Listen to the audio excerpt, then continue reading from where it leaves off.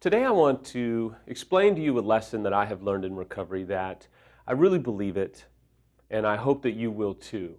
I have come to this realization, I've come to this lifestyle, I've come to this revelation, if you will, the hard way. And I hope that I can give you some things that I have learned that will really help you grab hold of this revelation as well.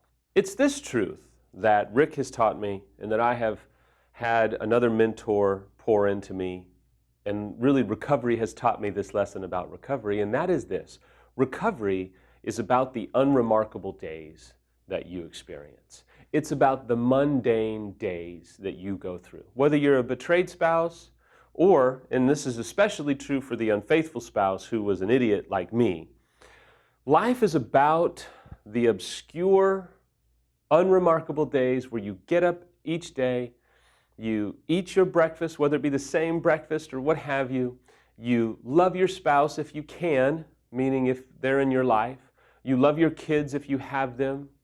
And you really go about your day, which might be unremarkable, which might be very mundane, but you stay faithful to the recovery principles that you are living out on a daily basis. You see, back in the day, I craved the huge days, the big days. I mean, I was on a plane a few times a week and traveling and speaking and in the public eye, and I was the big man on campus, right? And I was this big high-profile guy who thought that the world was so wrapped around me and was so self-absorbed. Man, the way that I have found healing, the way that I have found a sense of wholeness and personal restoration as well as marital restoration is by celebrating the mundane days, by celebrating the unremarkable days where you love your kids, you love your spouse, you love yourself. You do the recovery work that you need to do.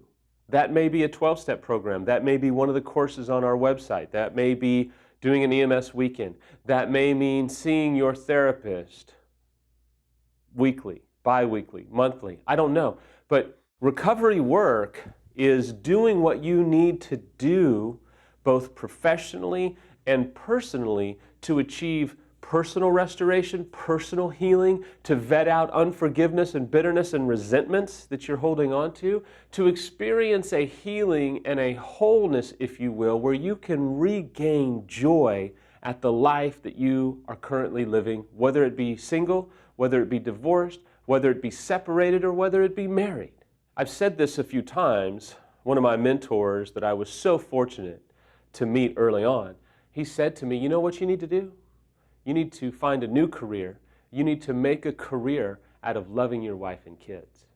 And I'll tell you, it was one of the most genius statements I ever heard. I have done that. I haven't made a ton of money. I've had some months where I've been very fortunate. I've had some months where I've not had enough. I've had to borrow money. I've been able to lend to other people. But I'll tell you what, the biggest career that I have given myself to over the past 11 years, and there's no self-righteousness in this. Please don't hear that. There's no cockiness. I have been far from perfect, and I have screwed up more times than these video blogs will ever be able to count. But what has gotten me through to the other side is making a career out of loving my wife and loving my kids, even though I completely screwed up and devastated Samantha to a level that I never thought was repairable. But I had to give up living for the big day, living for the big moment. Screw the big moment. You know what the big moment is? Being able to love your kids, being able to love your wife, or your spouse, your husband, being able to love yourself, being able to do the work that you know you need to do to find healing. Now, sure, there have been some big days. There have been some incredible days that I never thought I would see happen again. But I haven't lived for those. I've enjoyed those. And I want to tell you, there will be some big days that come, but how you steward and how you handle the unremarkable days, how you handle the mundane days of recovery will determine how you'll be able to steward and enjoy the big days. If you're constantly living for the big days, you'll miss being present in the now. You'll miss the small miracles that you'll find in the everyday mundane days that pass by every day. I want to tell you two quick stories that recently changed my life. Just about a week or so ago, we were in church and the children's classes were canceled, and it was just me and Samantha and our three kids sitting in church. And we had this moment. It was a wonderful song, and I just had this kind of awestruck moment where I was like, man, look where we are.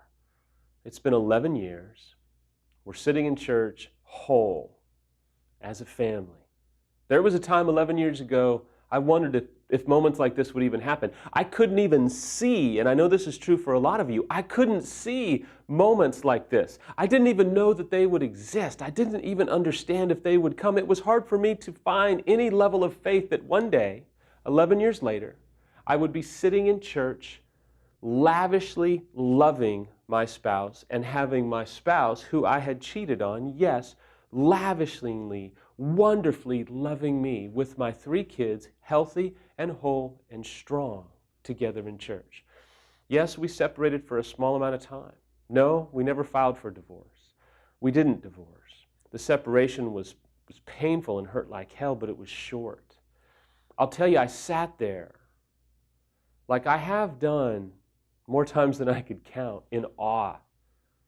For me, as a person of faith, in complete reverence of what God had done. If you don't subscribe to faith, I still was in awe of the fact that I never saw this moment happening. And there will be moments like that for you. You may have already experienced some of them. How you live through the mundane, the incredibly just average days, will make these moments that you experience of complete awe so meaningful. I'll tell you another story is, recently I was out of town at a speaking engagement.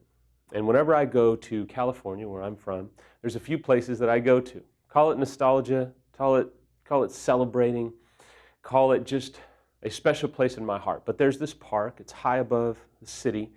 It's where my kids used to play when they were really small. It's one of the places I went to after everything came out. It's the very day that everything came out, I had to leave the house, and I went to this park and just sat, cried, pondered what my life was going to look like. I mean, you want to talk about a darkness. I've never felt a darkness like that day, and I'm sure you can relate. I had forgotten that when I had flown out of town that I had told the spouse, hey, I know that you're going to confront your husband, and if your husband responds and is willing to talk, have him call me on my cell.